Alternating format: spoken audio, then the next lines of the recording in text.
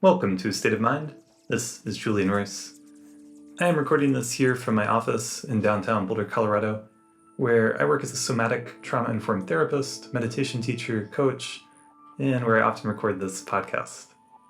And as I mentioned on here previously, wrapped up the semester where I got to teach 2 classes on meditation for Naropa students at Naropa University, and that was a really sweet experience. I know that I've had some criticism of Naropa University on this podcast, as listeners know, and my intention with that was not to try to hurt the school or dissuade people from going there or to cause a big controversy, even though it kind of did that to some degree.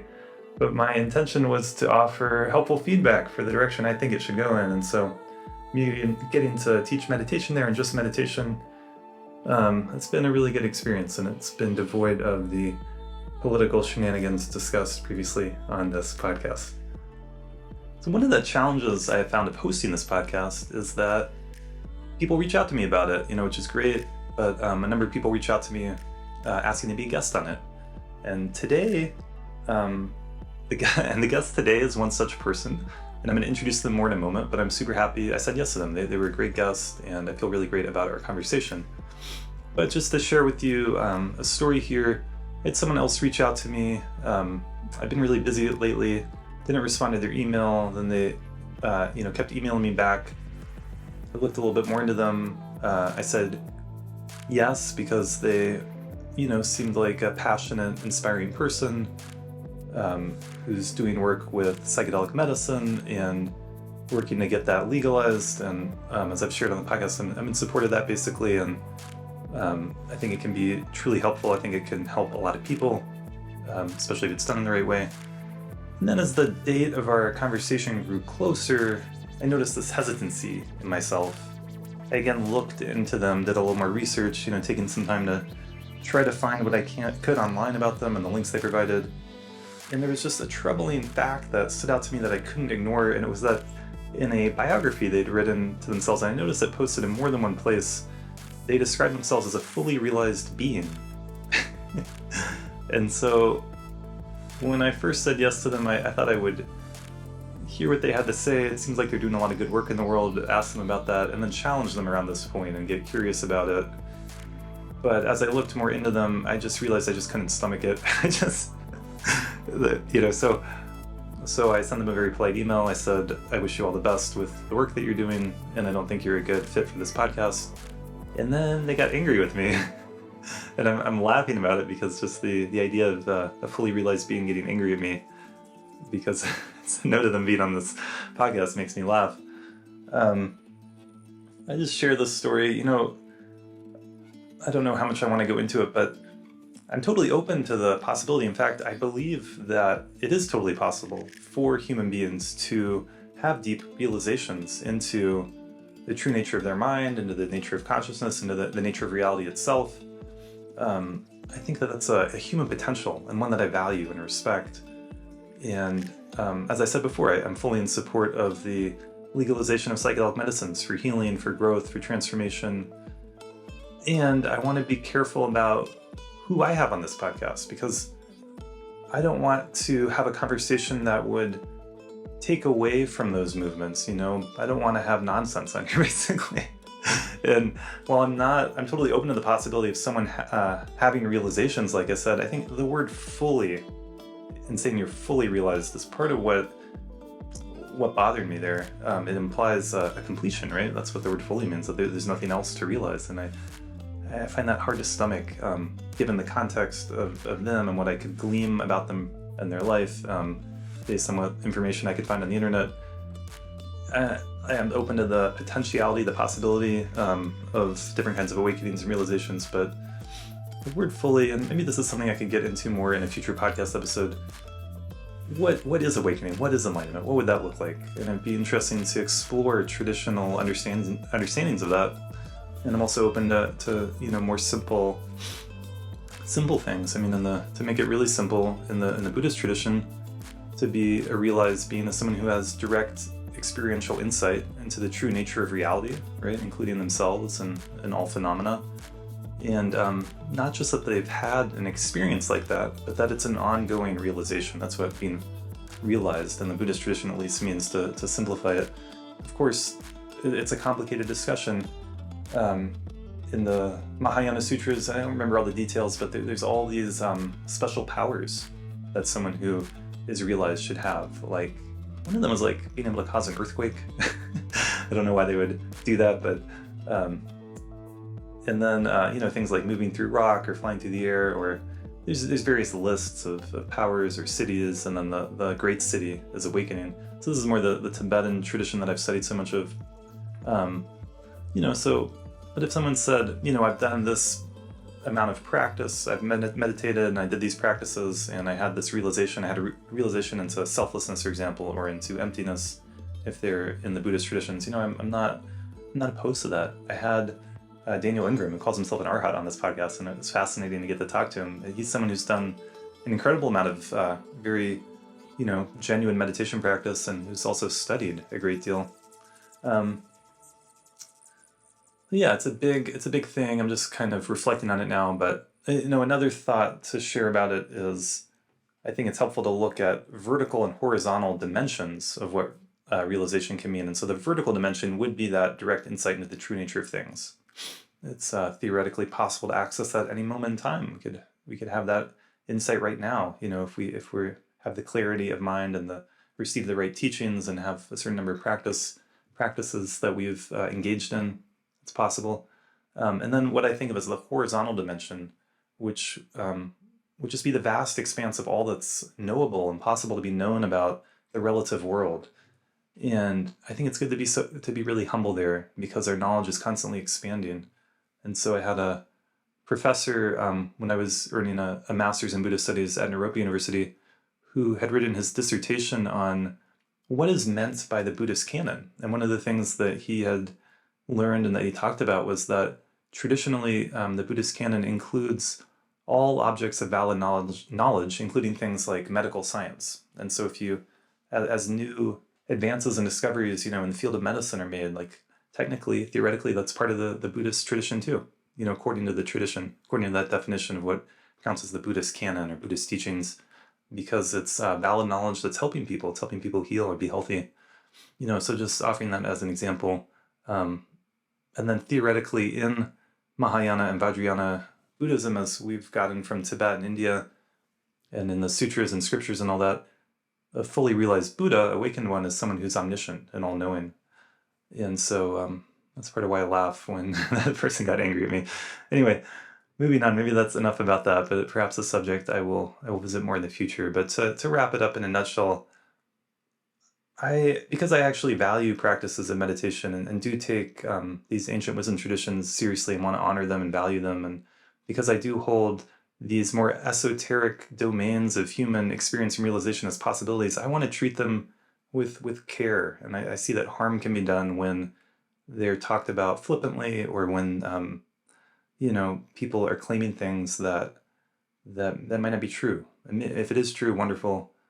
But if it's not, then to say that you have a realization like that is it's not a good thing, and it's not something I want to have on this podcast. So, moving on. I am excited to introduce today's guest on the podcast. Today, I'm speaking with Pema Duddul. He is the author of this new book, Luminous Awareness, which I can recommend. You can find it on Amazon. I will link to it in the show notes below. And he's a longtime student and meditator and scholar of Buddhism, particularly the Tibetan Buddhist traditions. And I think he offers a really delightful perspective here. I mean, these are very traditional teachings, but they're offered to everyone. And so I think he offers a really valuable contribution to Buddhist teachings in the discourse here. And part of the value of that is the simplicity and the openness to everyone, in contrast to the Tibetan Buddhist traditions, or also called Vajrayana traditions. It can be very complicated. They can have a lot of kind of rules and regulations, so to speak, requiring things like empowerments. And so I just think that, some guests I've had on this podcast are working to integrate traditional wisdom teachings like that found in the Buddhist traditions with our modern contemporary world. And I appreciate and respect that kind of work. I think it's needed. And I see Pema Duddul as offering very accessible, very applicable to our modern world teachings and practices, and very profound, and ones that are, like I said, that are open to everyone. and doing it completely from within the Buddhist tradition. And that's also very important, and just important to recognize that that's part of the tradition. For example, hundreds of years ago, there was a great Tibetan master called Gampopa. And he was one of the main students of Milarepa, who was considered one of the great realized beings in Tibet. And Gampopa taught, some of the most profound meditation teachings to everyone, and it became what was called Sutra Mahamudra. And that was in contrast to the Tantric Mahamudra teachings, which were supposed to be more restricted. You were supposed to receive empowerments and take certain vows. And so I'm just offering a little bit of that context here, because there is, as part of the history and development of the authentic Buddhist traditions, there is this tradition of offering teachings in different contexts to different people. But there's a theme there, and there's a kind of beautiful tension between how to present and offer the teachings and how to present and offer what are called the highest teachings of Buddhism. And theoretically, what they're pointing to is Buddha nature, the true nature of all of us. Me, you, all sentient beings, all beings that possess mind, that possess consciousness. And we have the potential to realize that, to know that, and to awaken to that. And so you don't need, super special, complicated, advanced practices to do that in theory. Now, those practices could be helpful. I'm not saying anything bad about them, but just to remember the core essence of what the Buddha and different masters have pointed to, I think is so important. And so in this book, Pema Duddul gives us teachings around things like karma, gratitude, impermanence, the nature of mind. And then it's drawn from the Bardo tradition of Tibet around death and dying and what is a Bardo. Things like guru yoga practice, which can sound kind of weird and esoteric, but it's actually, I found to be very universal. It's a way of connecting with, you could call a higher power or the greater reality that we're all a part of. And in fact, I offer to people I work with a form of what I call universal guru yoga that's open and accessible to everyone. And it's just a way of connecting with our true nature through visualizing light, through, and through some visualizations like that. And then the practices of dream yoga and Bardo teachings and all that. And then the importance of Buddhist ethics. So I thought it was a beautiful book, again, very much from within the tradition, but offered in a way that I think is very applicable to our world today. Okay, without further ado, I bring you Pema Duddul.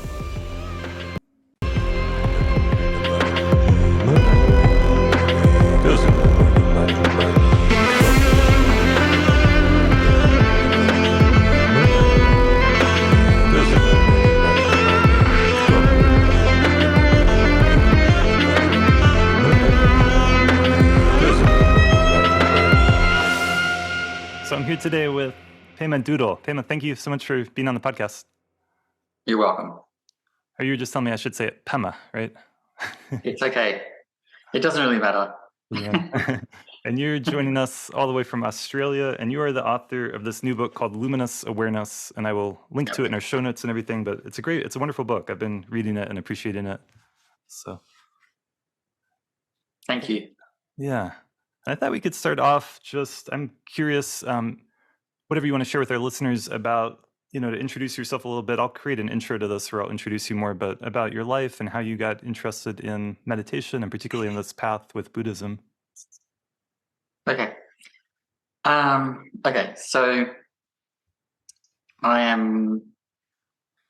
been a Buddhist since I was about 11 years old. And before that, I was kind of raised in a Christian setting. My mum was Catholic, but my dad was an atheist.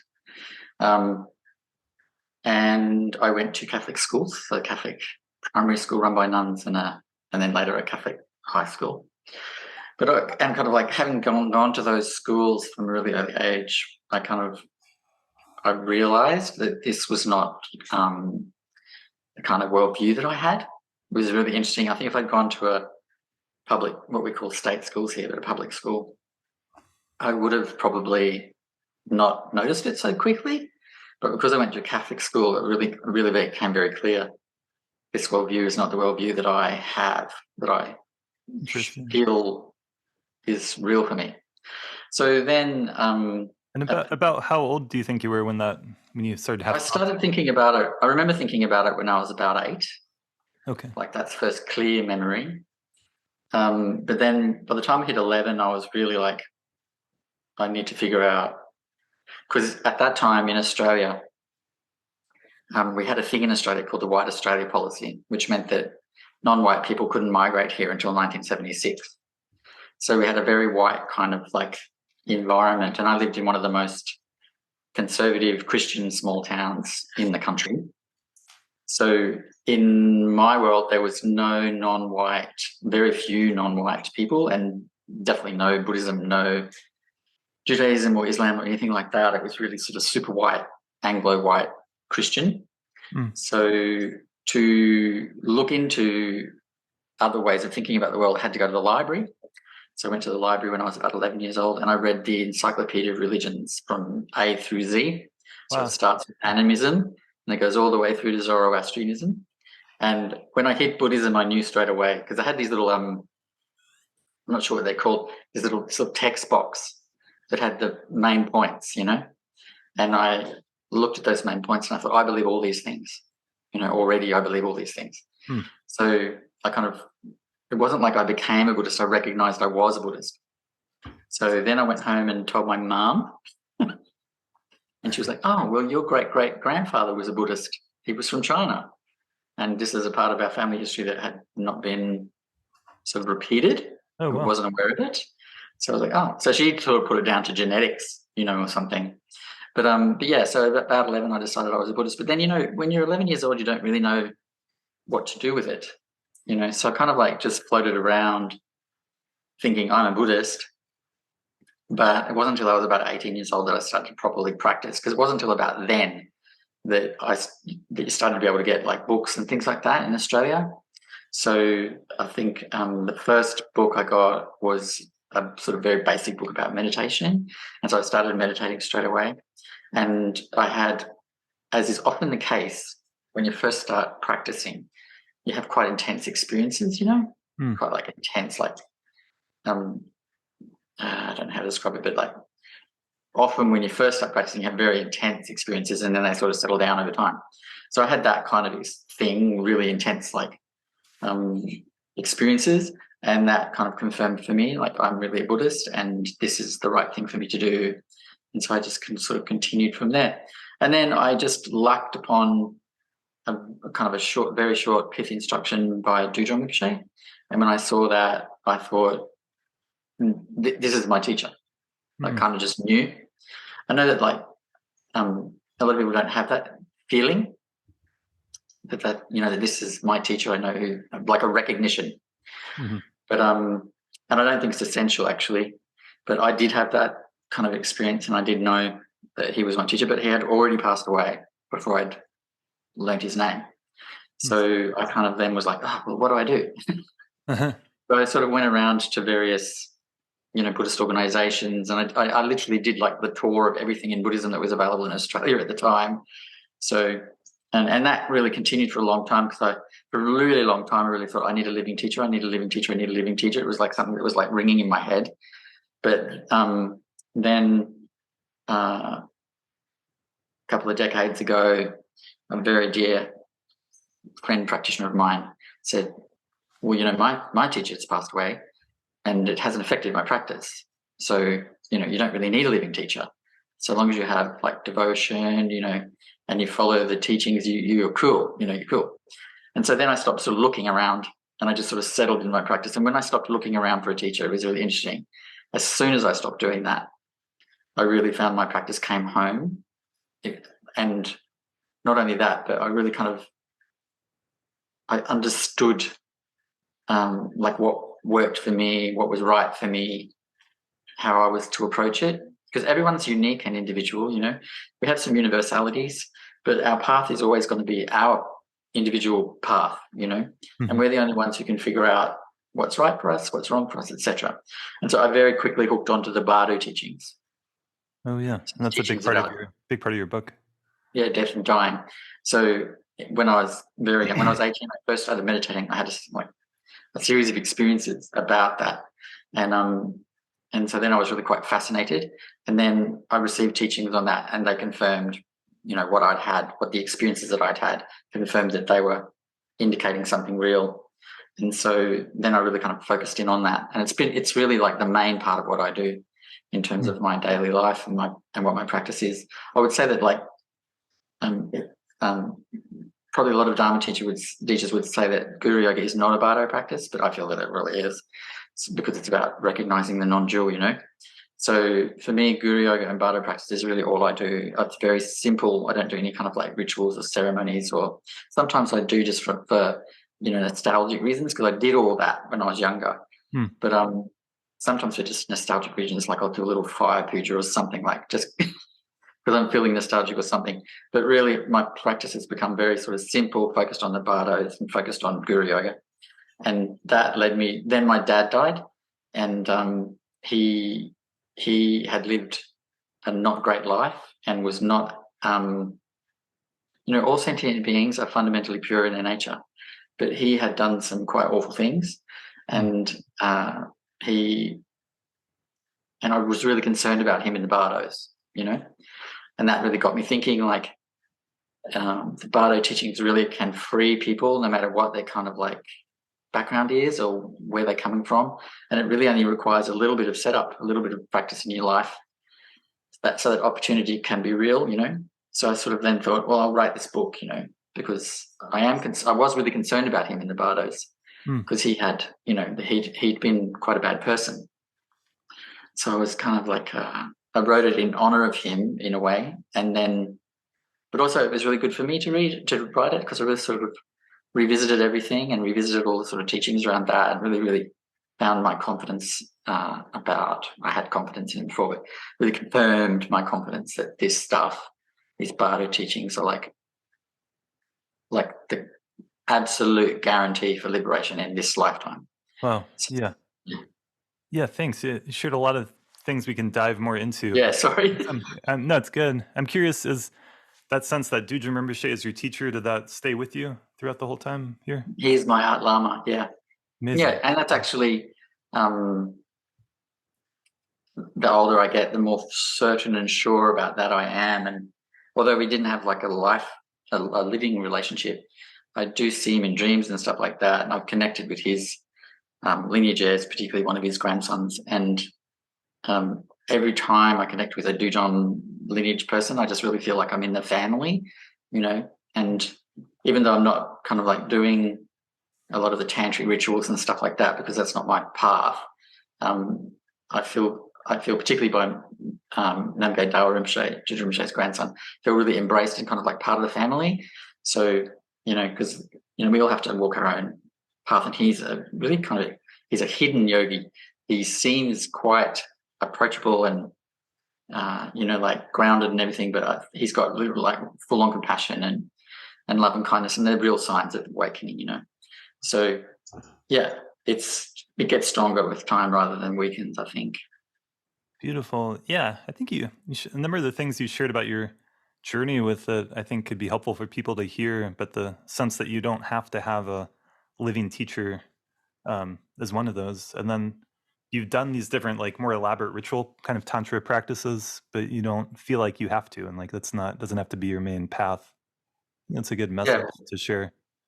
Yeah, so I feel that the path I'm on is not unique, when I went to write the book, I realized that kind of my whole path had been set up by all these teachings I'd received, and there's a tradition of practice in Tibet that comes down from Sri Singha to Padmasambhava to the Nyingma school in Tibet, in which a lot of that tantric stuff is not essential.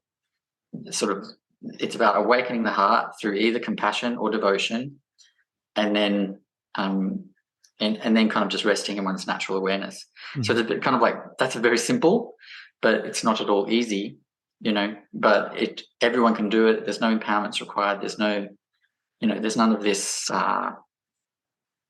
gatekeeping going on with that particular tradition. It's not commonly taught or practiced, because I think people are attracted to the complexity of ceremony and ritual and stuff like that. But I think it's perfect for us in the West, you know. Really, Sri Singh basically brought this tradition. You do shamatha, you open your heart through either compassion or devotion, and then you go into the Dzogchen practice of just resting in the nature of mind, you know. So this is a very simple, very short kind of path. But I think a lot of us who are drawn to Tibetan Buddhism, we feel, well, we have to do all this other stuff that they do in Tibetan Buddhism. But even in Tibet, that wasn't true, you know? Right. Yeah. So, you know, I think it's true. beautiful, but we don't have to do it. I mean, the path you're speaking of, would you call it the Dzogchen path? Well, look, all in the Nyingma school, right?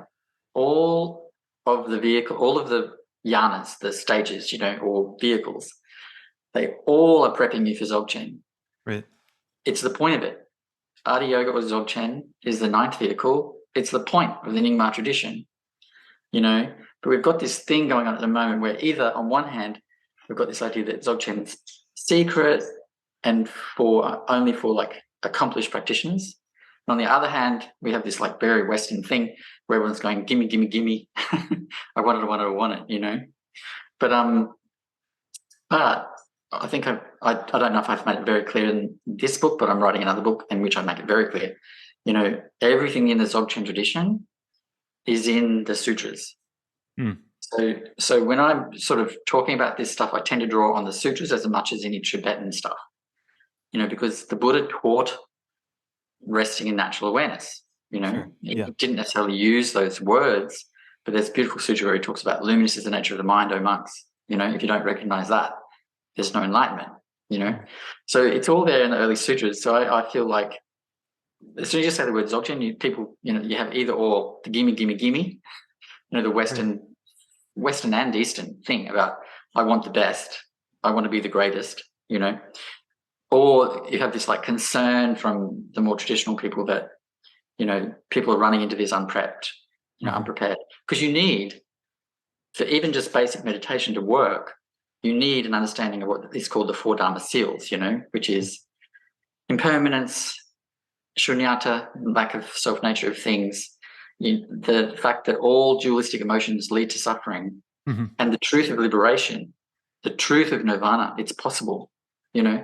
So without those 4 things, if you sit in shamatha, you can just really, and also particularly like things like, you know, mindfulness practice in the West, which is completely secular, you know, just pumps up the self, you know, just makes the self something more.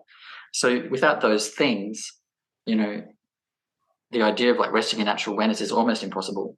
And you kind of can't get there because you don't have a sense of lack of self-nature. You don't, if you haven't taken impermanence to heart, in particular, like impermanence is 90% of awakening. You know, if you get that, really feel it in your heart, you know, the meditation will take you there quite naturally, quite quickly, quite seamlessly. But if you don't have those things, you're just producing, you know, you're producing a nicer prison for yourself, more relaxed, more aware prison, you know. So yeah, so I do use the word Dzogchen, but also I think this is a parallel thing, you know. It's there in the sutras, it's there in the Mahayana tradition, and I don't like this idea that gets circulated in the West in particular that, you know, that Dzogchen is somehow better than Theravada or somehow better than Mahayana or Chan or Zen, you know, because every single practice the Buddha taught will lead to enlightenment on its own. Yeah, that's a good point. Well, in particular, the Zen tradition seems like it has so much in common with it, but we could also talk about what I learned as essence Mahamudra practice, which is like Sutra Mahamudra, which is, I think, is what you're speaking to, basically. Yeah, well, there's a really great Lama who lived in Australia, passed away a while ago, Charlie Grimche. He sort of divides up the vehicles in a kind of an not in a unique way, but in an interesting way, because we don't really hear about much. You sort of, you know, there's Sutrayana, there's Mahayana, there's Tantrayana, Vajrayana, and then there's Essence, Mahamudra, and Dzogchen. You describe them as mystical, which is a very, you know, as in solitary, focused on meditation, nature immersed, simple, So he's really sort of saying Essence Mahamudra and Dzogchen, these are mystical paths. They're not the same as Sutrayana, Mahayana, or Vajrayana. But we have this idea, it emerges with Longchenpa and then gets really concretized with Jigme Lingpa, that you can't approach Dzogchen without Tantra. Before Longchenpa, that wasn't true. Oh, interesting. And certainly when Jigme Lingpa with extraordinary dissemination of the Dharma, that's become like a absolute truism. People think it's true, right. But up until Longchenpa, it wasn't true. That's interesting. So you could do without Tantra. You could do Dzogchen without Tantra. Yeah, it's such a rich traditions, really, like so many different traditions and going together. And I think there's a lot of interesting issues here that I've kind of wrestled with in my own life and seen other people. And like one of them is the tradition of secrecy, right, and initiation. And I don't know. Do you have any thoughts to share with us on that? Maybe I'll just leave it at that. Oh, do I? Yeah. So first thing, anything that I am like, I know nothing that isn't brought to me by my teachers, and everyone's first and foremost and ultimate teacher is Shakyamuni Buddha. Nothing supersedes Shakyamuni Buddha. And Dilgo Khyentse Rinpoche said that multiple times, and other lamas have said that multiple times. Nothing supersedes Shakyamuni Buddha. And Shakyamuni Buddha said, I can't remember the name of the sutra, but I can find it if you need, that he had kept nothing secret, he had held nothing back. So the idea that there's a secret teaching in Buddhism contravenes what the Buddha himself said. So he used an analogy like implying that it was really quite a negative thing to hold things back, to keep things secret. So he makes it very clear, I've held nothing back. And this was late in his life, So he's like, I've held nothing back, I've kept nothing secret, I've given you everything. So he's a Buddha. He's the Buddha of our time, And so I always feel if that was the Buddha's attitude, that is my attitude. But that doesn't mean that people are ready for certain things without a foundation being built. As I said, those things, impermanence, shunyata or emptiness, the fact that the dualistic mind, everything about it leads to suffering, and the fact that transformation, liberation, enlightenment is possible. You have to be absolutely confident in those things and really get it, and not just intellectually, but in your heart. You've got to perceive the world in its impermanent nature, before these kinds of teachings can really work. And anyway, lots of lamas have gone to the West. For example, Khenpo Jigme Phuntsog Rinpoche, really incredible lama of the Nyingma tradition. When he first went to the West, he said publicly, you Westerners should just do Dzogchen. He said it very clearly. Dudron Rinpoche, when he first went to the West, taught Dzogchen in Paris really early on, taught Dzogchen in London in 1976. Well, didn't call it that, but that's what it was, So a lot of those lamas sort of look, and there's a lot of Burn lamas also doing the same thing. So saying, why would you do this? It will take your entire life. You don't have the time. And I think Chokyi Nyingma Rinpoche recently said that, if you're 50 or 60 years old, and he just said it in response to a student's question, if you're 50 or 60 years old and you're just coming to the Dharma, just focus on Dzogchen, because you don't have time to do Ngondro and then 3 roots and all this, you don't have time. So I really feel, and also Dudjom Linka, the founder of the lineage that I am most, drawn to, passionate about, he said that Dzogchen was for the West, for the cities of the West, So there is this long, and also, Padma Baba, also one of his prophecies said that, when Tantra is really degenerated, and, all of the monks are making money, and all of the nuns are running around doing naughty things, and the lamas are essentially selling the Dharma, at that time, Dzogchen will take root in the West. And I think we're at that time, So, it's in that prophecy where he says, when the iron bird flies. Yeah. That's the same prophecy. So we're in that time. We know we're in that time. This is the time of Dzogchen in the West. But I think we need to really sort of like break down this idea of high and low, because that's contrary to Dzogchen, And the reason a lot of people are drawn to it is because they want the highest, the best.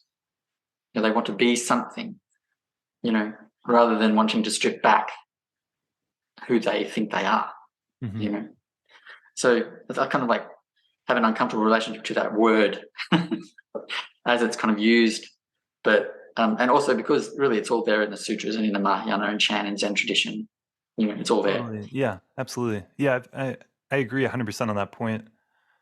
Yeah, I heard actually that when Chogyam Trungpa Rinpoche first came to America, he basically just taught Dzogchen, and then later he unveiled all this, kind of Kagyu Tantra teachings and traditions, and it's almost like for better and worse when I look at the history of Shambhala, which has had a big impact in Buddhism, Tibetan Buddhism, especially in this country, but now with the scandal and with all the layers and levels and things that you're going to get to and initiations you're going to get to, it's easy to see from an outsider point of view how that can be a setup for at least the potential for abuse or more cult-like dynamics in the negative sense, right? Whereas what you're speaking to is the more essence of Buddhism, which should be free and open and accessible. And it's there with Shakyamuni's teachings. You don't need it because, like, a lot of the time there's this weird stuff circulating in Tibetan scene that Tantra is superior to Sutrayana. Like, that's not true. It's a kind of a weird xenophobic prejudice bias thing.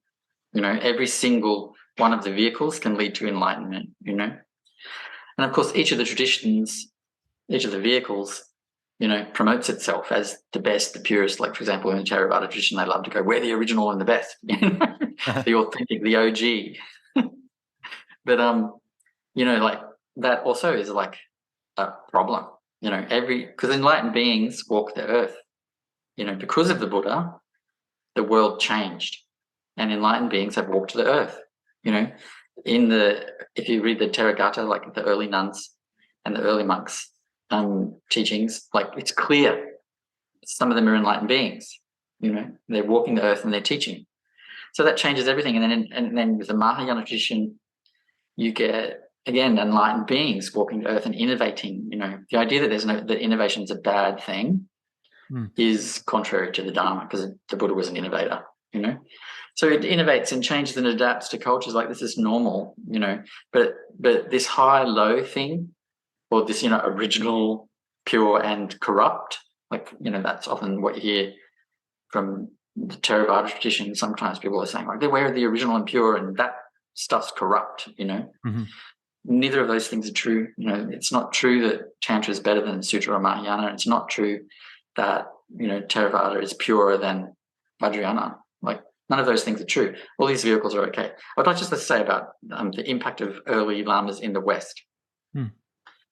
Someone who's really constantly overlooked is Chogyal Namkhai Nobu. He taught in the West as early as others and has had a massive impact. Yeah. But he's never lauded as, having done that.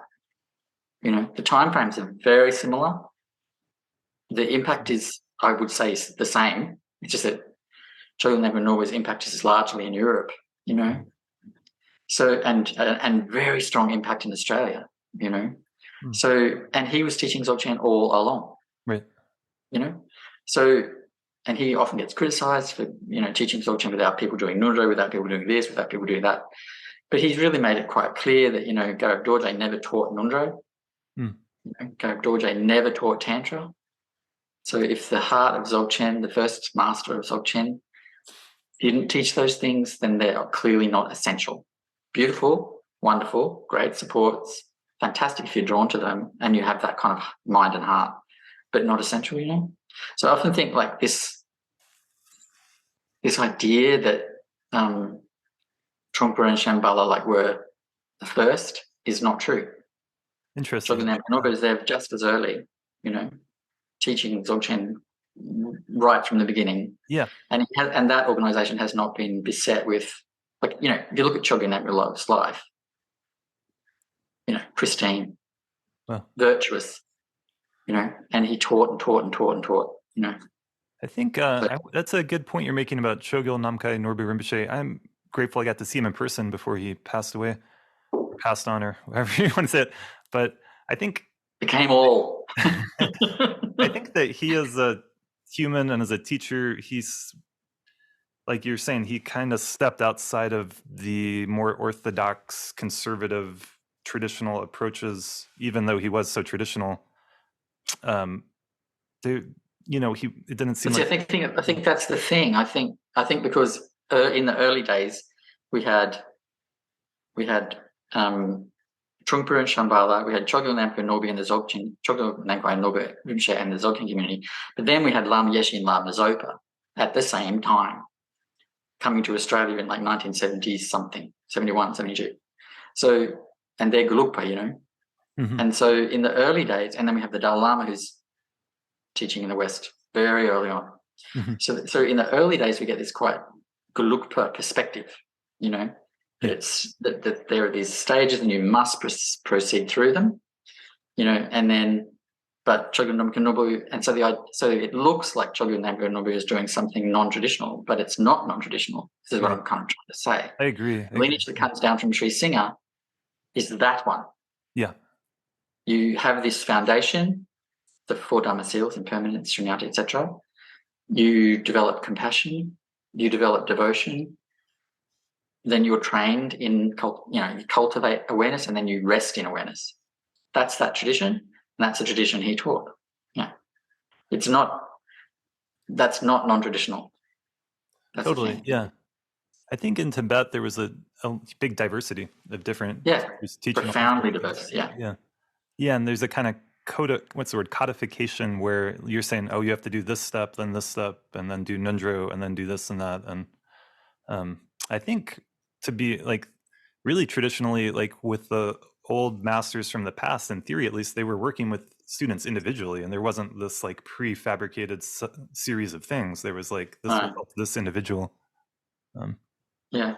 So what you have, I think, with not to bag that tradition, because for example, like, you know, like Ngondro, I've said this, you know, so many times. I'm not tired of saying it, but people will be tired of me saying it. Ngondro on its own, if that's what you want to do, is enough to get you to enlightenment. You know, it's enough. If you just did that, you know, that would be enough. You know, you'd get there. But I think the setting it up as a preliminary, and you have to do 100,000 of each of the 5, and then you move on, that's what is a problem. Because if you just did it as a lifelong practice, did it every day, no sense of ever stopping, you know, you could use it to be free. You know, that's the sort of setting it up as like a preliminary before you move on, I think is the problem. There's not a problem with Ngondro itself, you know, and the other thing about like Ngondro, I think it was Shempen Rinpoche translated Ngondro to mean going into realization. Oh, wow. Not preliminary practice. So we have the word Khandro. Ka is like the ultimate nature. Dro is goer. Khandro, ultimate nature goer or sky goer, you know. And then Ngondro has the dro there, the goer.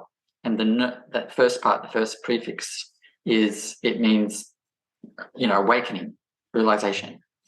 So it means going into realization. It doesn't mean preliminary practice. Like the literal translation, you know. Interesting. So, yeah, I'd heard that exactly. It means to go into awakening. So beautiful.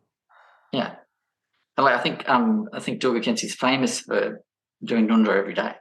You know, so I think it can be like profound, powerful. And I haven't often, but if I've ever been asked to teach on it, I always say, do it as a lifelong practice if you're going to do it. Don't do it as an accumulation. Just do it every single day. You know, and in the Nyingma tradition, the focus for the Ngondro is always the Guru Yoga. Yeah. That's enough for awakening, you know. So, you know, I don't think it's a problem with the practices. I think there's a problem with the these huge monastic institutions. Yeah. They have tens of thousands of monks, and they've got to sort of apply some kind of system. Yeah. So they applied like a blanket system. Right, a blanket kind of system. I'm actually someone who my main original root lama is Choki Nyima Rinpoche. Beautiful. Yeah, so I actually did the full Ngondro, and he asked me to in order to attend, not just me, but people in general, to attend the Dzogchen teachings and different teachings he was giving. And it is a beautiful, powerful practice.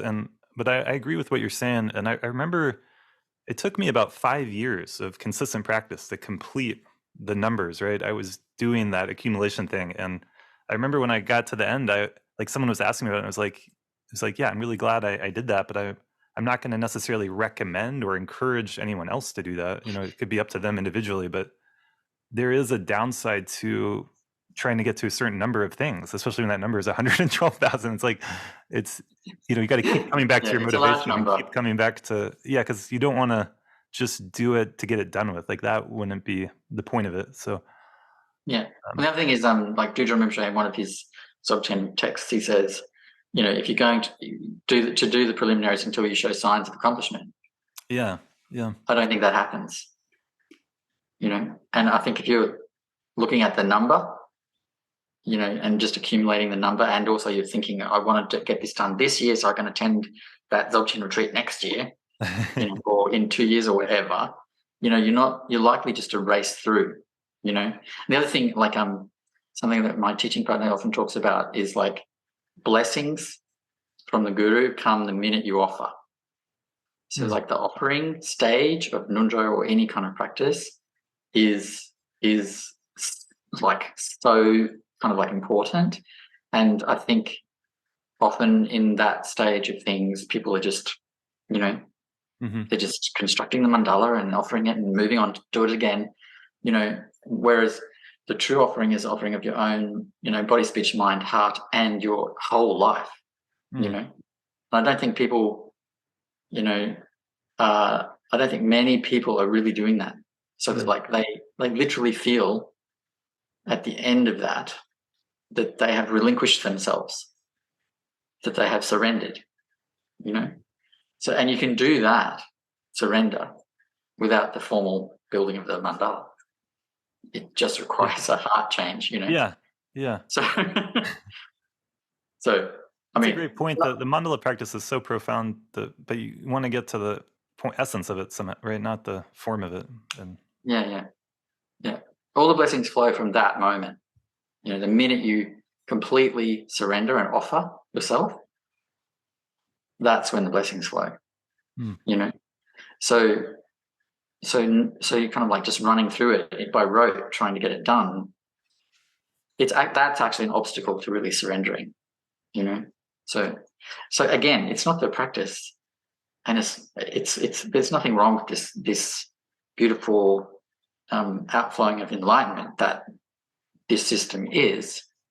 It's actually the way individuals approach it, And I think if we see the Dharma as a ladder from basic to superior, we will always, East or West, Tibetan or American, Bhutanese or Australian, we're all gonna enter into this kind of like spiritual materialism thing, where we're just accumulating, grabbing, and not really taking it to heart, and actually not surrendering, giving up, like we make goals of everything. They're like, so it's like, but in the same way, like I did see in the Dzogchen community, because I did attend teaching with Chogyam Ngondro quite a few times, and actually got some really great personal advice from him on a few occasions. I did see not the kind of core of the community, but sort of like people who come and go a bit, and they're sort of there. And there was a lot of hedonism. There was a lot of I'm following my natural awareness, when actually they're just following their ego. There's a lot of bed hopping going on, and a lot of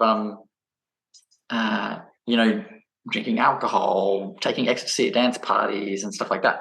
And I have no problem with those things, but I've taken the precepts. So I don't do those things. And so it seemed to me that this is not, I'm not saying that like the whole community, but the people on the fringe, on the edge, they're kind of just coming every now and then. They had not even taken the precepts, So for me, the precepts are fundamental. And if you break the first one, which is absolutely essential, non-harm, you can't even say you're a Buddhist, So, how are you meant to be, practicing abiding in awareness if you're not even living ethically, I think I've said multiple times, and I'll say it again. Guru Rinpoche said, and I think this is the greatest Dzogchen fifth instruction he ever gave, our view should be as vast as the sky, but our conduct as fine as sifted barley flour. Like for me, that's like the most important Dzogchen instruction. Ethics, real awareness of your impact on the world, and real awareness of how the dualistic mind drives our behavior,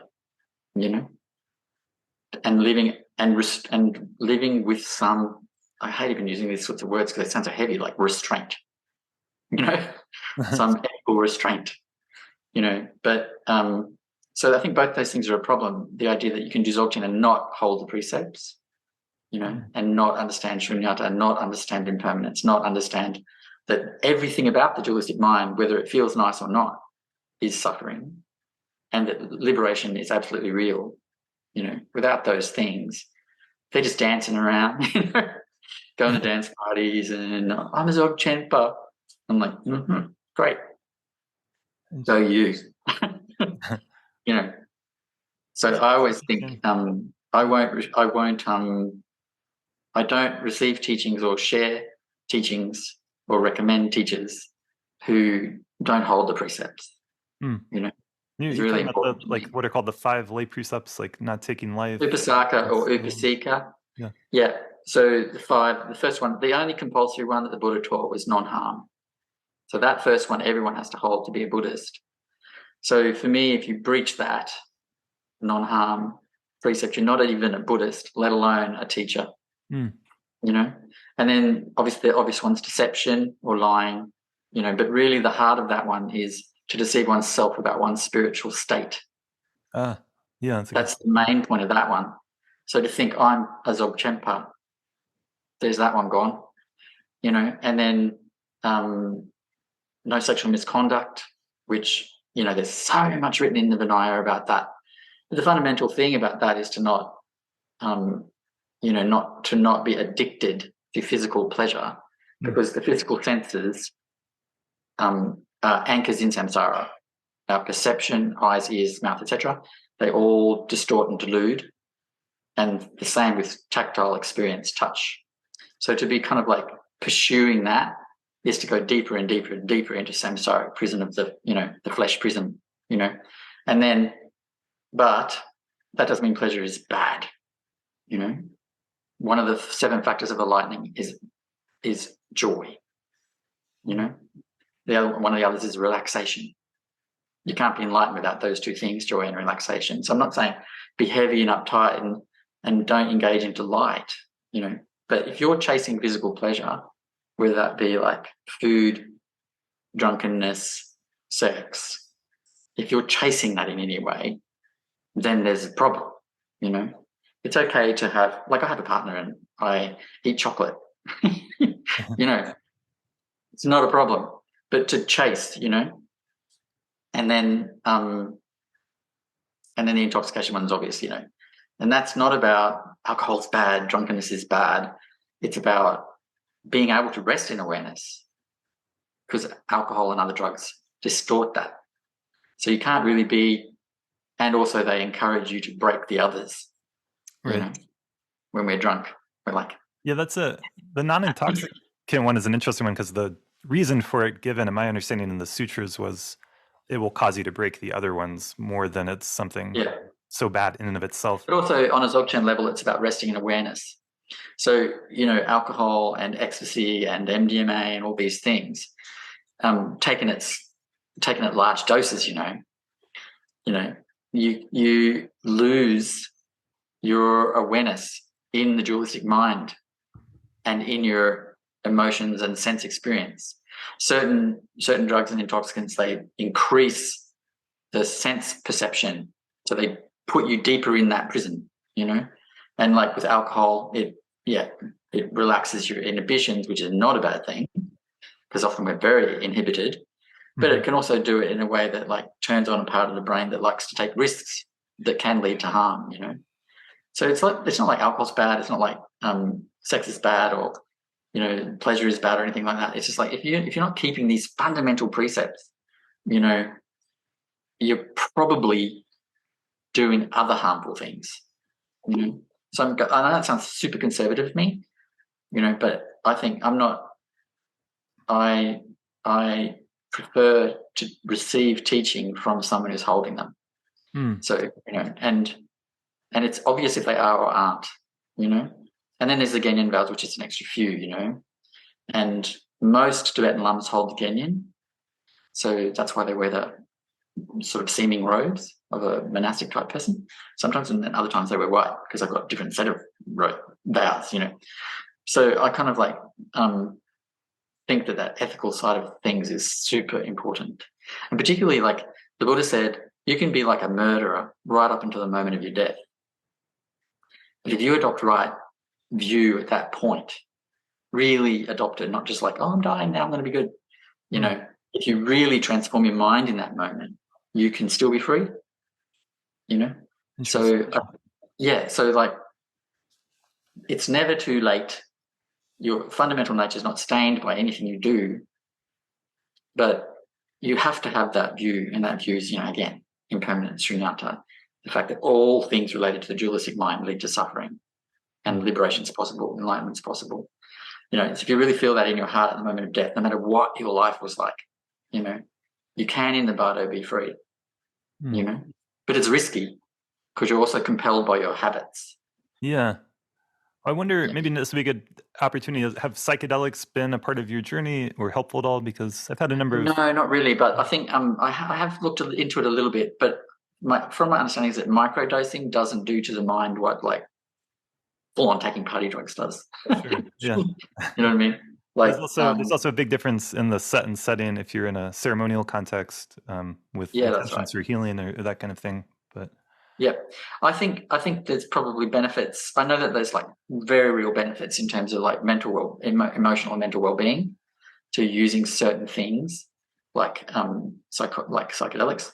But my thing is, we're already in a psychedelic state. We're just not aware of it. That's true. So literally, all of this is a fabrication already. There's already a fabrication. Like it's already so trippy and not what it really is. So I'm not sure. Like, so I've never needed to do that. But that's not to say that I didn't like, and haven't in the long history of my life. I'm 55. When I was younger, I did certainly drink. I certainly did smoke pot. I certainly did some ecstasy. I did all those things. But never sort of like all the time, and never like compulsively.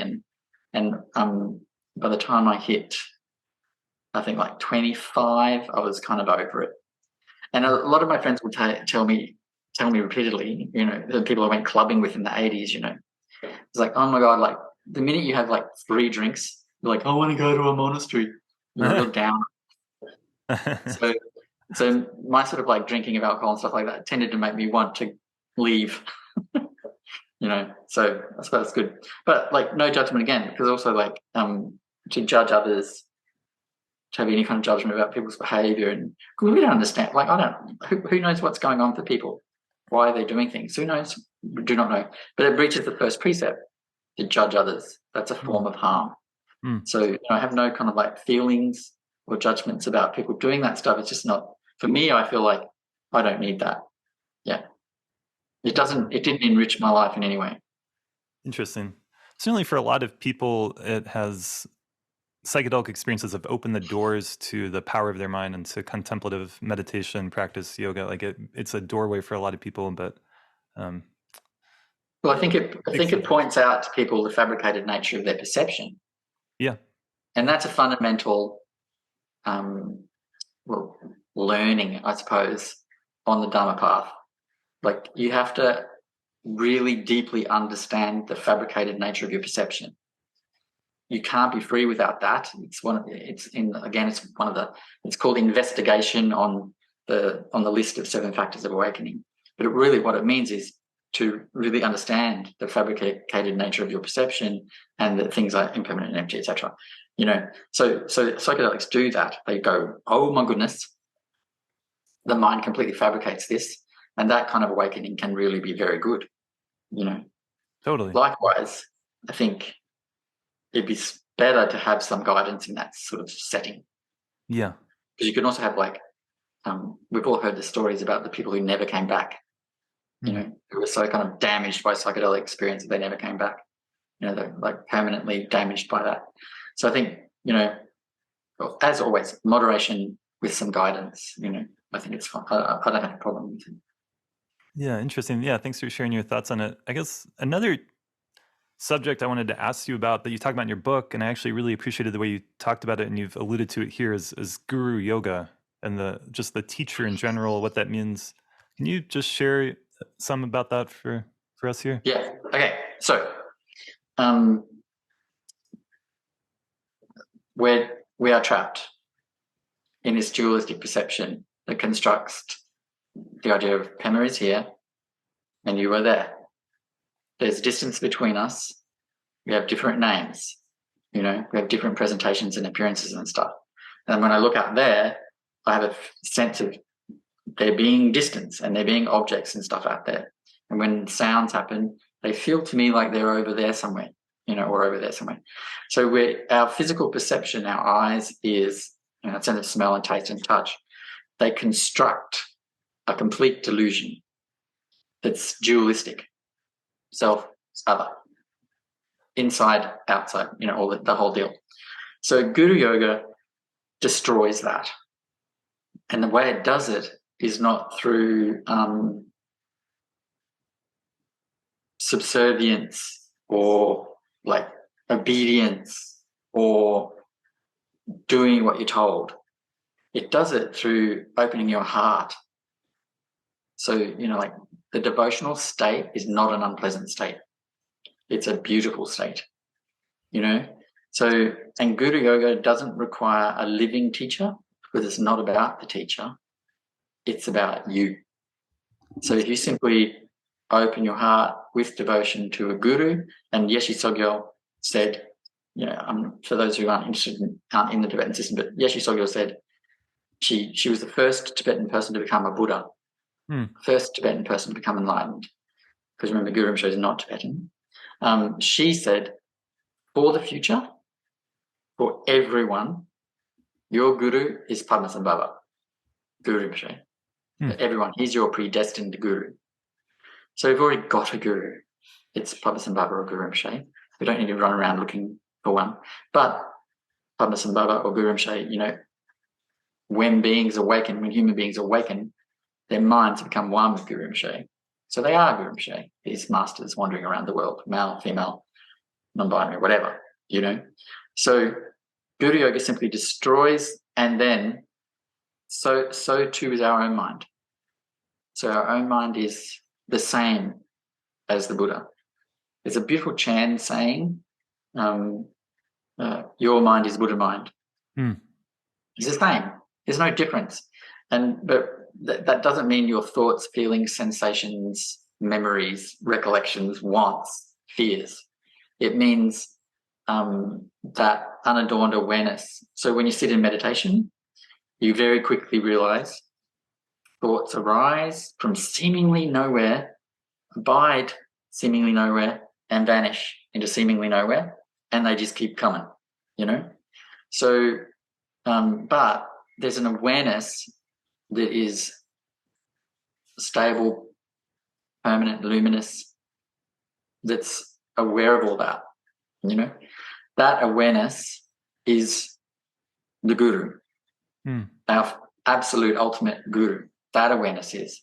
So we use the outer guru to be able to awaken our heart, because we are in the habitual habit of being in love, having respect, having emotions for beings outside of ourselves. That's fundamental to who we are. So we use that to awaken the heart. Once the heart's awake, the mind stills, and then it's quite clear. There's this pristine awareness, luminous awareness. There is the guru. So, like, there's nothing to be afraid of in that scenario. A lot of people, like, because of all the abuse scandals, afraid of the idea of a guru, don't want a guru, think it's about subservience, obedience, all this sort of stuff, but it's actually not at all. And it's the quickest way to become completely free of all of that, any subservience to anyone, So it's fundamental and fast. But if these days, people are so afraid of it, there's an alternative, and that's to awaken the heart through joy, in the four immeasurables. Start with joy, then move to love, then move to compassion, then evenness or equanimity. So you can start with just joy, and that will open the heart. And a joyous mind is a quiet mind. And then that awareness becomes evident, So you can either but compassion, they also say compassion is a way to, awaken the heart, and then the mind becomes quiet, and then that awareness becomes vivid. But because we live in, almost all cultures have this sense that to be a good person, you need to be a kind and compassionate person. We all want to be a good person, so it becomes a tag for our ego. I'm compassionate, I'm doing compassionate things. So compassion is actually quite hard to be selfless with, But joy, it's quite natural, it's natural. Okay, so, and the thing about Guru Yoga is that it is the fastest way to recognize that unadorned luminous awareness. It's the quickest way. We can all do it for like a second or something. You just look in between all of the shenanigans of the dualistic mind, so in between the thoughts, feelings, and sensations that are happening all the time. There's always a little weeny gap.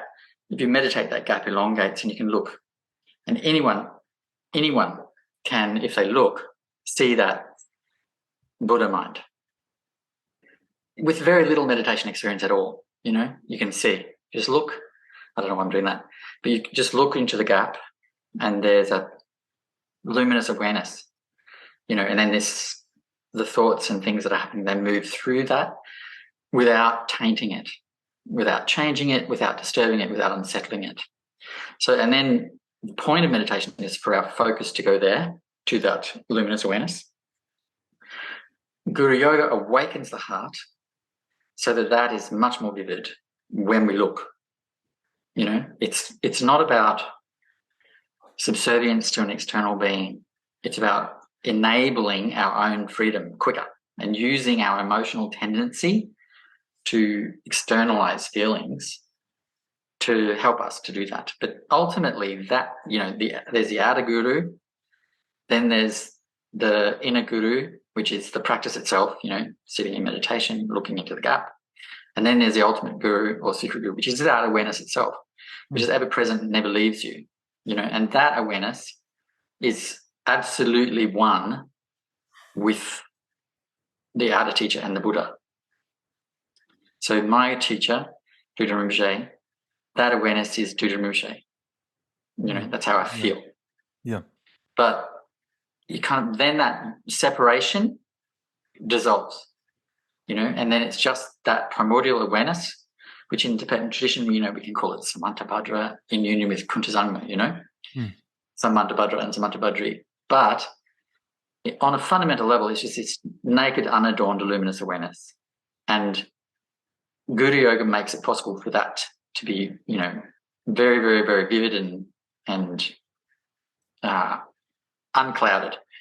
And then when we die, there's a moment as we pass through that process of dying where the ultimate nature dawns. And if we recognize that while we're alive, just by looking into that luminous awareness, then we'll recognize that at the moment of death. And then the metaphor is, it's like a child climbing into their mother's lap. It's just this natural embracing of, our own, because while we're embodied, when we recognize the true nature of mind or Rigpa or whatever you want to call it, there's a sense of singularity, of being somewhere. Yeah. When we die, that's what we call the child luminosity or Rigpa, And then when you die, the the luminosity of all rises, the mother luminosity. And then when you merge with that, that singularity vanishes into, there's not really words for it, totality. So you're not sort of like, there's a sense of oneness with the true nature of mind, but there's also this singularity.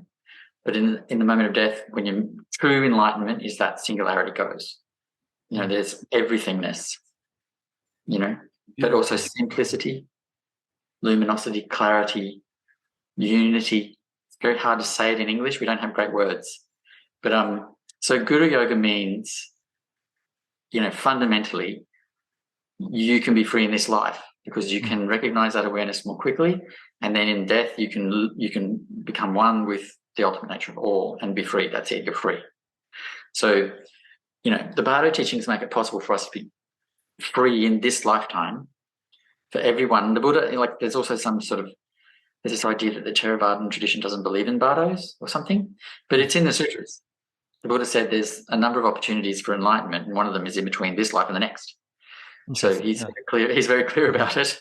So, the Buddha taught that this is one of the opportunities for freedom, in between this life and the next one. And the Tibetan tradition has run with that. And they've created this vast cornucopia of teachings and practices around how to make the most of that opportunity of total liberation at the time of dying. This is the thing. When we talk about total liberation, we're talking about no more misery, no more miserable rebirth, no more suffering or pain. This is not a small thing. Enlightenment, Buddhahood. Yeah. It's not a little it's not a little thing. So ultimately, if we can't become awakened in this life, there's that opportunity there for everyone. And so I think, that's why I think, this is going to get you there, this practice of Guru Yoga. Always Guru Yoga should be combined with shamatha, calm abiding. Yeah. So, because if you look at any text, Guru Yoga text, at this point in my practice, I don't use a text anymore. I'm just doing sort of free-flowing Guru Yoga. But when you start, you have a text, and you follow that through, and that tells you how to do the important points of the process, which is Guru is there, sense of blessings arriving, Guru dissolves into one's heart, right. One's whole self devolves into emptiness, and then you rest. Rest moment's really important. And then you sort of rest in evenness or equanimity or, the nature of all, whatever you want to call it. But so these two things combined, Guru Yoga and shamatha, they really are enough.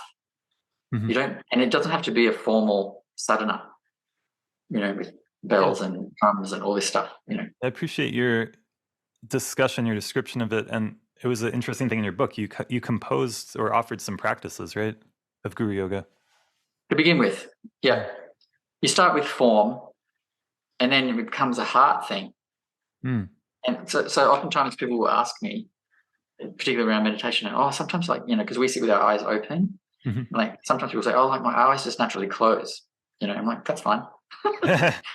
Guru Rinpoche said, whatever posture feels good is best. Mm-hmm. Whatever's comfortable is fine. And then sometimes they go, when I'm doing my Guru Yoga, I visualize my teacher and then Shakyamuni's there. And I'm like, great. That's great. So whatever happens, we treat everything that happens in the practice like the same with meditation. Anything that rises in the mind is fine. Just let it be. It's not a big deal. And it's not to sort of follow or chase it. Just let it kind of be. But the fundamental ideas there are a sense of a human awakened being. They need to be human, because that helps to give us confidence that we can be human. That we can be awakened, because we're human. So it has to be a human being.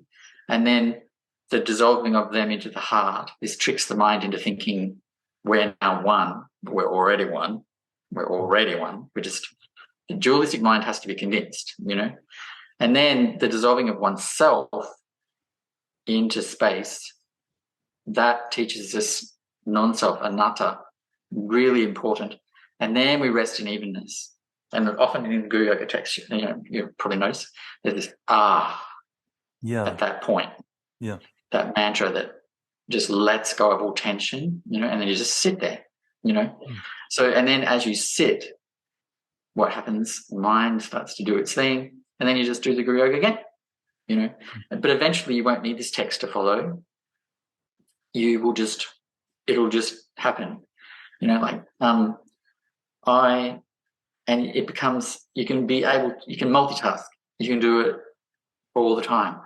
You can be doing the dishes, you can be going for a walk, you can be doing whatever, and you can still do it. It becomes so kind of second nature, and then even if you're out in public, you can just sort of drop into your breath for a minute or two, and be with the Guru, So I think like it's a very simple practice. You don't have to have a living Guru for it to work. Thogden Shakasri, I think I've quoted Thogden Shakasri in the book.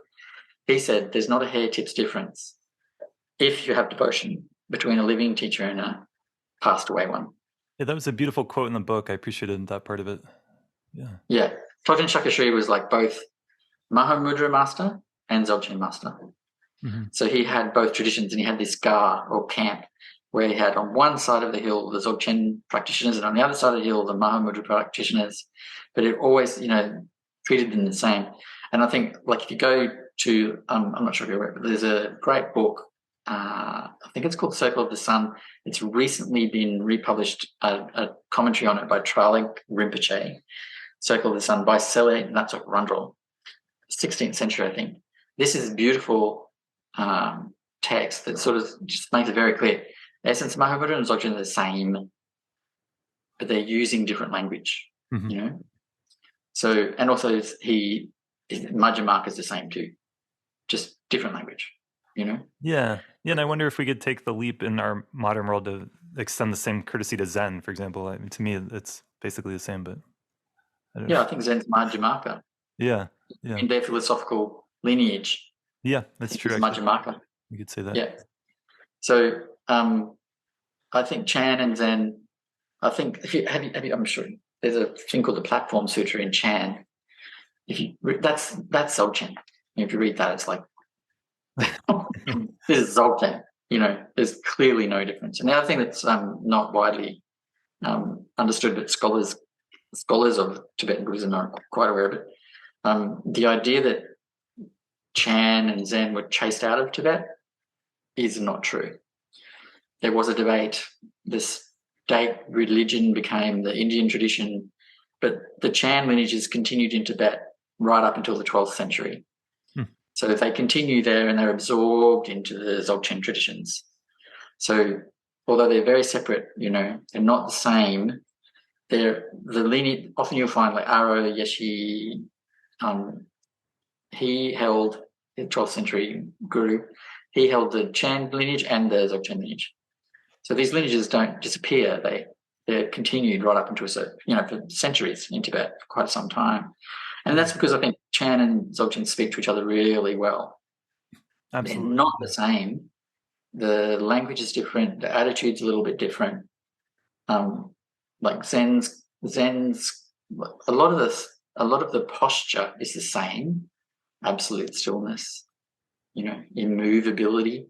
I think Dudul Limpa said, sit absolutely still like a corpse.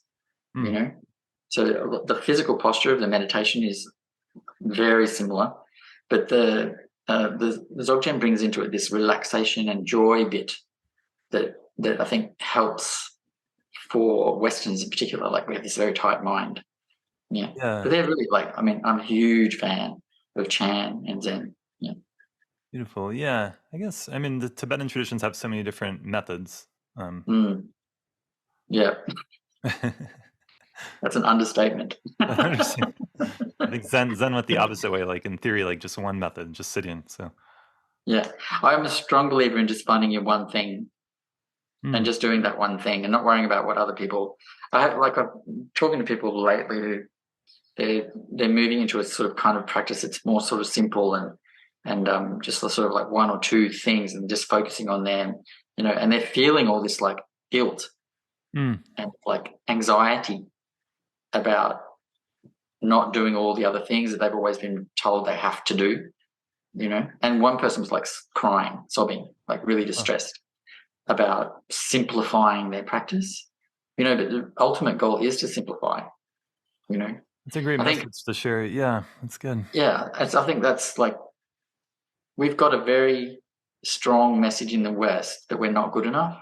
Yeah. You know, that, you know, you have to do all this because you're just so, like, if I hear one more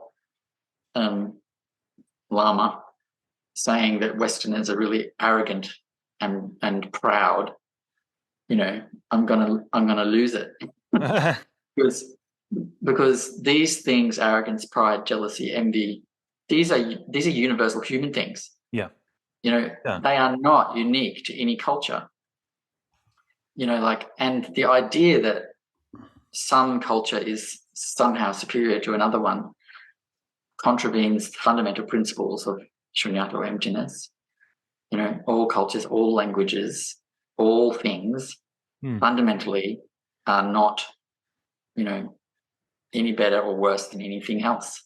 You know, if you hold the precepts and you practice the dharma, your race and language you speak don't matter. You know, indeed, you know, the Buddha taught in multiple languages because he lived in a place where multiple languages were spoken. You know, he didn't. It then becomes recorded in Pali, and then later in Sanskrit. So, you know, we have this idea that Sanskrit's a sacred language, but the Buddha never spoke Sanskrit, probably could read it and write it. He was an educated person, but spoke the languages of northern India at the time, you know. So this idea of like our culture being somehow worse. I mean, we're more materialistic because we are more developed, but we're also, we have this critical faculty that's absent oftentimes in more traditional cultures. Like, and that critical faculty means we don't fall into the trap of blind faith, you know, and that's essential. And that's a good thing. So in the West, we have this basic education that gives us that critical faculty, not meaning like judgmental faculty, but the ability to go, that's logical. I'm going to apply that to my life. And as I apply that to my life, I'm going to observe if it's working or not, you know. Whereas in other cultures, they might just do it because they're told to, and not ever question, is this working? Is this liberating me? You know, just do it. And it might not be doing anything for them, you know? Yeah. So at least, and also in the West, we have all of the Dharma. We have Sutrayana, Mahayana, Vajrayana, Mahamudra, Dzogchen, Chan, Zen, Thai forest tradition, Sri Lankan, Burmese. Yeah. Everything is in the West. It's the first time ever that that's happened. You know, I think that's a really good thing. All the more reason to really remember the essence and the point of it. And but yeah, it's good. I mean, we live in this age of information, not just Buddhist traditions, but all the world wisdom traditions and spiritualities and different philosophies and self-help stuff. So it's overwhelming. But I think you're making a good point that if you have the sense that you're not good enough somehow fundamentally, and you're always looking for the next workshop or the next teaching or the next thing, and it's like kind of trying to fill this void, and it's a kind of, and I think the similar attitude, it's not just in the West or America, I think that existed, you know, in India and Tibet and in other cultures too. And I've seen, I think it's universal human thing. Yeah. So, but unfortunately, we're often told that, I mean, I hear this narrative all the time. Westerners are arrogant and proud, and Westerners are not generous. Like, I hear this all the time, and it's simply not true. Like, you're hearing that from Tibetan teachers? Go ahead. Like, you're hearing that from Tibetan Buddhist kind of community? The community and lamas. Yeah. And like, I mean, a couple of Tibetan lamas who I won't name, but have said there are no Westerners who've accomplished anything in the Dharma. And this is not true. It's not true. Yeah. You know, I mean, I could rattle off a list, but I don't want to, you know, I tend not to like recommend anyone, because you find your own path, you find your own teachers, you find your own thing, you know. But I mean, there are clearly Westerners who've accomplished not just like the outer stuff, like learning and or done retreats and or whatever, but their minds are free. You know, this is quite clear. And I just think the very idea that the Dharma, the Tibet, Vajrayana has been in the West for 60 years, right? But the Mahayana tradition and the Sutrayana tradition have been in the West for hundreds of years. Mm. You know, Yeah. those traditions have been there for a really long time, and particularly in Europe. You know, so I just think, you know, this idea that we're 60 years in, it's not true. You know, we've had, like, for example, here in Australia, we had before the White Australia policy came in and shut everything down, we had a significant influx of both Chinese and Japanese people who brought Buddhism with them, you know. And we had also in the Indigenous First Nations people, we had in some, I mean, they're all totally diverse and different. It's a massive place, you know. In some places, we had First Nations faith traditions that were very like Buddhism. Wow. You know, believed in rebirth, believed in effectively karma, believed that, you know, all beings are fundamentally good, you know, believed that everything was a manifestation of our own perception. You know, these traditions were there, you know, and that they've kind of like influenced, I think, the Australian mindset on a kind of subtle level. Yeah. We're quite a relaxed people. The point of being lazy, really. Because we sort of go, we're not so, I mean, it's not necessarily as true anymore now that we've become so kind of globalized and corporatized. But, you know, in our early days, we were known for being kind of relaxed and not really caring and not really being very materialistic, you know. I think that's changing because the world is becoming more materialistic. But yeah, you know, I think we need to really, there's also this phenomena of millions and millions and millions of dollars flowing from the West to the Tibetan diaspora or other places in the East, you know, millions and millions and millions of dollars. And yet our nuns living in the West having to pay rent where they live. Yeah. You know, this is nuts. You know, I've met some people that wanted to be nuns and how hard it is to, you know, without a job and income, how, you know, and no one. It's practically impossible. You can't really do it. Yeah. Yeah, and that's kind of like, and there's these massive monasteries and huge Buddha statues and stuff built all over northern India that have been funded largely by money from the West or the developed world, including, you know, Taiwan and Hong Kong are big donators, you know, and these massive monastic institutions with thousands and thousands and thousands of monks, you know, but nowhere a monk or nun who is a Westerner can be a monk or nun without living a job, without working a job, you know. In the West, we have almost like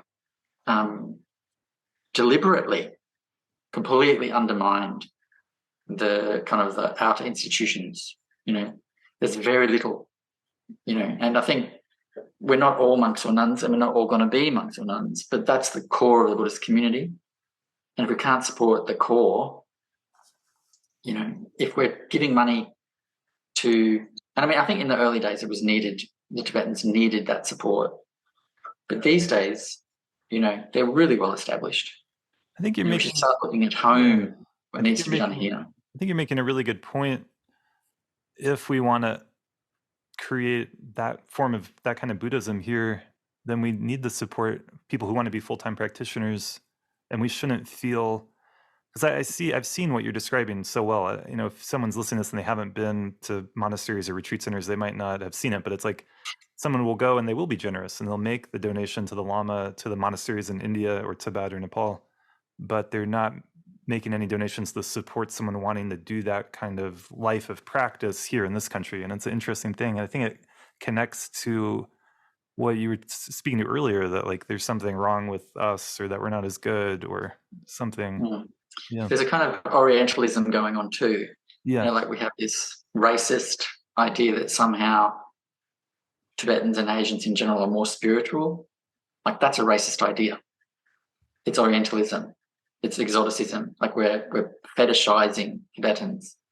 And an equally racist idea that a Western nun or a Western monk is somehow not as valuable as a Tibetan monk or nun, you know. Somehow they're not legit. I actually had like a a Tibetan Khenpo say to me, Westerners cannot be Buddhists. And I'm Oh, like, really? what? It was shocking. You know, Westerners, he said, they're hobbyists. They can't really be Buddhists, proper Buddhists, proper practitioner. Practitioner was the word he used, I think. They can't really be proper Buddhist practitioners. And I'm like, I beg to differ very much, you know, because if you go to any, you know, large monastery or nunnery, you know, the level of commitment varies among the population, you know, Yeah. and not every single monk or nun in a large monastery in Tibet or India is deeply committed, you know. Yeah, of course. Whereas most Westerners have actually struggled to become Buddhists Yeah. and have taken some significant sacrifices, and they're really quite committed, you know. Mm-hmm. Lots of us are not, frankly, you know, where weekend Buddhists go to impoundments and that's about it. But lots of us are actually very committed, and there's lots of Westerners who've really changed their minds. So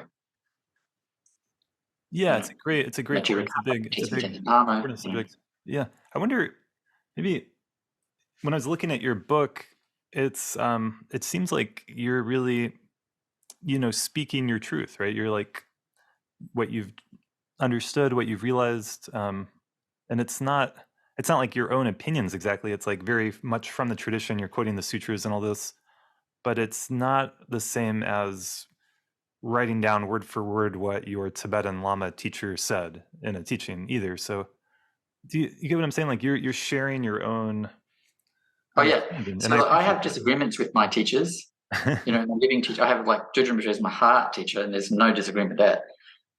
But my living teachers, of whom I have, you know, a handful, who I go to for advice, teaching, guidance, and I have disagreements with them. You know, like two of them, I have a pronounced difference in how I view karma. Hmm. Because my view is based on the early sutras. Their view is based on what their teachers taught them. Hmm. You know, it's not the same view. Can you So, elaborate on that? oh yeah, well, so like the Buddha said, again, if people want the sutras, I can pull them up for them. But they're in my book on the section on karma. The Buddha said in at least two, but possibly multiple places, and Buddhist scholars such as Bhikkhu Analayo, who's like an amazing German monk scholar, have done quite in-depth research around this stuff. The Buddha said, not everything that happens to us is because of karma. And that's not what we're told by most, particularly Tibetan teachers. So the Buddha said, sometimes what happens to you is because of your environmental conditions. Karma might play a part, but it's not the only thing. He was not deterministic. He actually criticized the Hindu view of karma, which was that your physical form, the body you're born in, the caste you're born into, the place you're born, and the quality of your life, whether you're poor or rich or whatever, they believe that that's karma, all because of karma. The Buddha rejected that outright. He said, and he literally said, I say to those Brahmins, you are wrong. He was not soft about it, you know. And then in another sutra, he talked about, because he also said, he particularly talked about physical illness. So this is not necessarily karma, you know. This could be you've eaten something bad, you know. Simple as that. You know, you've been exposed to something that's unhealthy. Like your lifestyle could be causing this, you know. It isn't karma in a way, but in a this life version, you know. Right. You know, for example, you drink a lot of alcohol, you'll get cirrhosis of the liver and you will die, you know. So that's a this life kind of like cause and effect.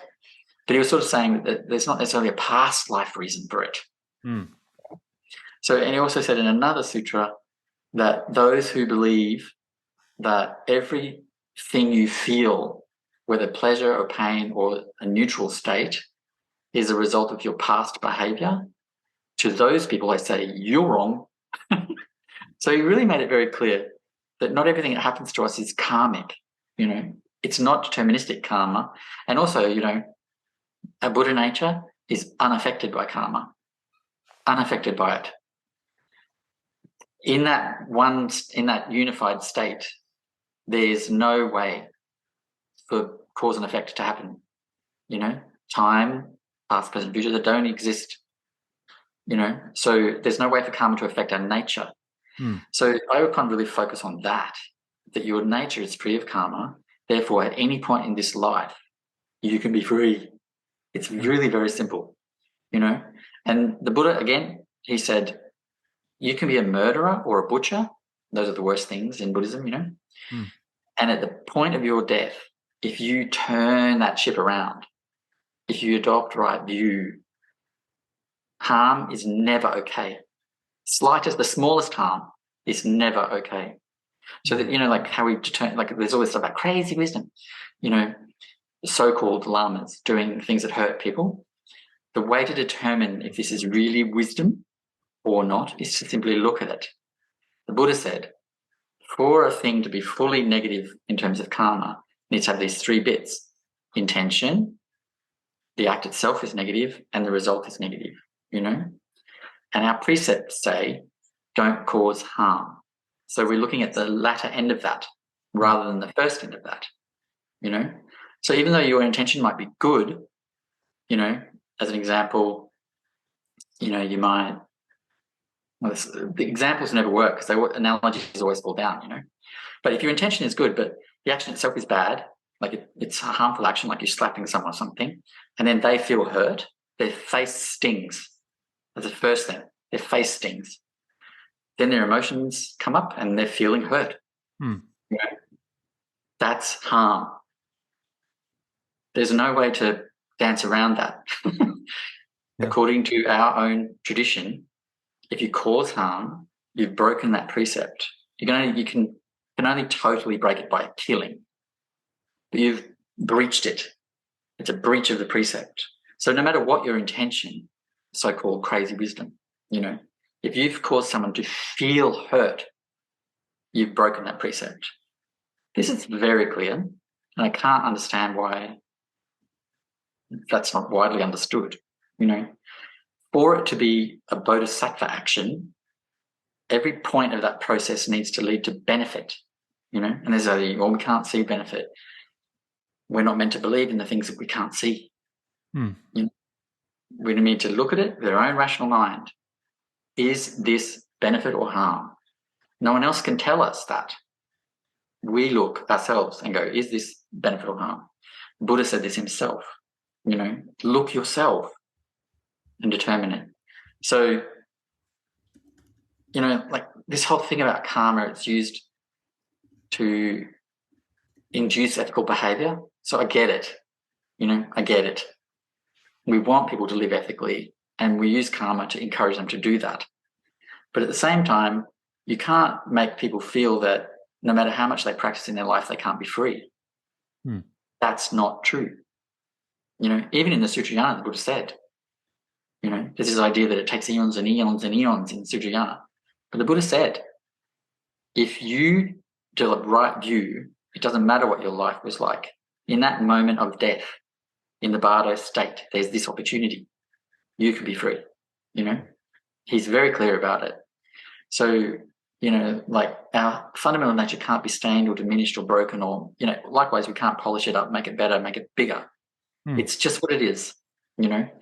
So, and I feel that we in the West need to really get that, you know, stop, like, and that, like, also, it's said in the Mahamudra and Dzogchen teachings, if you rest in the fundamental nature of your mind for 1 second, it's better than, you know, making offerings to 100,000 yidams in 100,000 temples in 100, you know, it's like much more beneficial than doing all this outer meritorious activity, you know. But the ritual economy means we are encouraged to do that, you know, because it keeps the institutions taking over, you know. So I don't think that's a bad thing. I think we need the institutions, but we need our practice first. Does that make any sense at all? Yeah, yeah, no, that makes sense. That's helpful to hear and contemplate. And it can take away the sense of blaming yourself or even blaming other people. Like if you get sick or something bad happens, it doesn't have to mean that you did something wrong or you deserve it in some way. Um, We're all blameless. yeah, Even if we're doing negative things, it's because we're driven by the dualistic mind. Everyone's in that trap. yeah, You know, everyone is in the same trap. We all do things that are not good. Everyone. So there's no sense that I'm like living by the precepts, therefore I am somehow better or superior. The minute you have that kind of idea, I'm, better because I'm living by the precepts, or I'm superior because I'm a spiritual person or something, you're worse than everybody else, because at least they're just living their lives, trying their best, mm, As soon as you add this kind of spiritual justification for your judgments, that's worse, But we aren't slaves to our karma. We have inherited it. We've got to deal with it. Our body is karma, and we've got to live with that body. But it doesn't change our nature so we can be free. There's no sense in thinking we've got to defer our enlightenment to another life. In the rabbiting on about the four dharma seals, but in the four dharma seals, liberation is possible. Enlightenment is true and absolute peace. yeah. And thank you for sharing that. And that's a pretty radical thing to say in today's world. And like you said, with secular mindfulness and with psychology and with all these things, that's the one piece that isn't talked about, and that there's the possibility of awakening, that we could consider that. That's what the word Yeah. Buddha means. Yeah. But they also don't talk about non-self, anatta. They don't talk about that either. That's these four things: impermanence, anatta, non-self, the lack of inherent self-nature for all things, and the fact that the dualistic mind, no matter whether it feels pleasant or not, leads to suffering. Everything about it, all of the emotions lead to suffering, and then liberation is totally possible. Those things are essential. And you notice what's not in that list of essential to the Dharma? Karma. It's not in there. So we can have differences around what we believe about karma, and it's not Interesting. a problem. Yeah. And in fact, if you look at all we've got the Yogacara, the Majjhimaka, and these other, Sautran Chika, all these like philosophical traditions, they all arise over two differences. They have different opinions about just two things. The Bardo, particularly around rebirth, how it happens, when it happens, etc., and karma. To what degrees does past life karma influence us? To what degree does it not influence us? To what degree is it this life karma that is dominant? All of the differences in those schools are just about those two things, rebirth and karma. You notice rebirth is also not in the four Dharma seals. Interesting. So you can have differences of opinion around this, but the Buddha did say that to believe that at death there's nothing, is nihilism. Mm-hmm. But he didn't really explicitly say what there was, Yeah. So all of those teachings have developed these ideas about what happens in the Bardo and what there is and what rebirth is and all this stuff, So those differences are purely about that, rebirth and karma. Interesting. Yeah. I guess I've heard it said that karma is so difficult and complex and hard to understand that you have to be fully awakened to have that understanding, whatever That's another thing he sort of said, the Buddha says repeatedly, if someone says that person was born poor because of their past karma, that's insane. You can't determine it. Like he said, he used a field as the analogy. A farmer throws seeds out, right? That's the karmic seeds, right? And some of them will ripen because the conditions are right, but others won't because the conditions are not right. And he made it quite clear. Some of those seeds will never ripen because the conditions will never be right. To say that all these seeds must ripen is to say that somehow karma is beyond emptiness, that somehow it's essential. It has to ripen, Mostly cause and effect is very, very clear and it happens, right? Hmm. But sometimes the conditions may never come around for things to ripen, you know? So he's made it quite clear that sometimes these seeds won't ripen. You know, the conditions might never be there, you know, and time, it's not going to stretch on forever. You know, this universe will come to an end. Yeah. You know, so how can it persist? You know, it's just, and even Nagarjuna, he said it's really hard to have a theory of karma because in the face of emptiness, it's difficult to say it can influence your future life. And he says quite clearly, if the act is finished, and because things are empty, they're impermanent and finished, how then can it impact the future? But if you say, oh, okay, somehow there's something eternal there, some kind of karmic eternal thing that will eventually ripen, that's also contrary to emptiness, contrary to shunyata. So Nagarjuna himself said, this is hard. Yeah. You know, you can't really say for sure, if you do that, this will happen, you know? It was very interesting. Yeah, we have the idea of the kind of all basis consciousness, or there's also the idea that practice, meditation, spiritual practice can kind of help to burn up the seeds that are there. And I think at least psychologically that makes a lot of sense, that we can experience them and resolve them to some degree within ourselves without them causing ripples in the world through meditation. Yeah, our practice is powerful enough to overcome all karma. The dharma is powerful enough to overcome all karma. That was the Buddha's point. That's the point. Yeah, thanks for saying that. Yeah. That feels the practice overcomes it. Right. Good. Yeah. So also, like, when we enter into our practice, like, it's really quite negative to have this idea, oh, you know, I'll never be free in this life because I've got such bad karma. Look at my life, you know. Even the Buddha wouldn't say the things happening in your life are because of your karma. Even the Buddha wouldn't say that, you know. So why are we saying it? You know, it's kind of nuts. So you have to go into your practice really thinking, I have this nature, which is the same as the Buddha's nature, which is already perfected. All I need to do is settle everything down, relax, calm everything down, and that will shine forth. And from Garib Dorje to Longchenpa to Jigme Lingpa to Dudjom Lingpa to all these great masters, you know, Dudjom Rinpoche, they've all said, once you're awake, that karma's gone. You know, whatever was there is gone. Because it's the karma is attached to the dualistic mind, not to your nature. Beautiful. Well, thanks so much for being on the podcast. This is a really rich conversation. That's okay. I hope I haven't tired you out. This is good. This is one of the longer ones I've had in a while. Thanks again. I'll link to your book in the description. And any last words for us?